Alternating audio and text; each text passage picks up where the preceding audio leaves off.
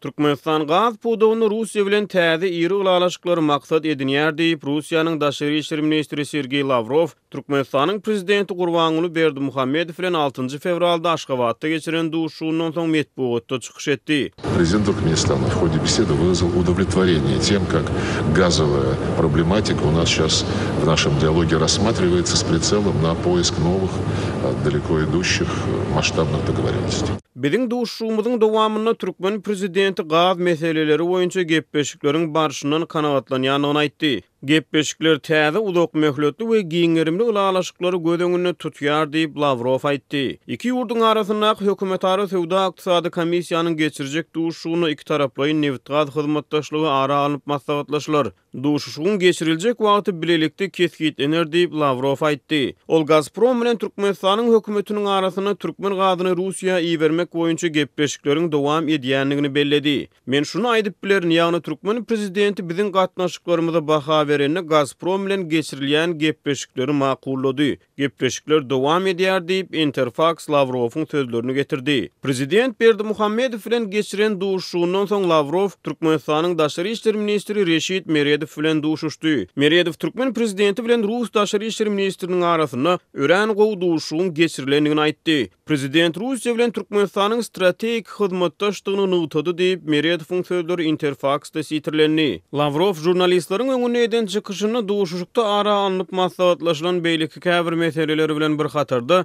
bilim we medeniýet pudugyny Rus-Türkmen gatnaşyklarynyň ýagdaýyna da ünsü çekdi. Ol häzirki wagtda 30 000 gowrak türkmen studentiniň Russiýa Federasiýasynyň ýokary hujaýlaryna bilim alýanlygyny aýtdy. Şeýlede ol prezident Berdimuhammedowyň Türkmenistana rus diline aýratyn ähmiýet berýändigini, Aşgabatda yerleşýän Pushkin adyna Rus-Türkmen mektebiniň ýurdun iň göreldirli bilim ojaklarynyň hataryndadygyny aýtdy. Российская Федерация обучается более 30 тысяч туркменистанских граждан, и в самом Туркменистане президент Гурбангулы Миргулевич Бердымухамедов уделяет личное внимание поддержке русского языка на всех этапах образования. Russiýa 2016 ýylyň 1 ýanwaryndan başlap türkmen gazyny satyn almagy bet edipdi. Gazprom açyk paýdarlar jemgyýetiniň başlygy Aleksey Miller 2018 ýylyň 9 oktýabryna we 28 noýabryna ýyly iki gezek Aşgabatda sapar edip türkmen prezidenti bilen duşuşdy. Şonda peýda bolan metbuat habarlaryna Russiýanyň 2019 ýylyň 1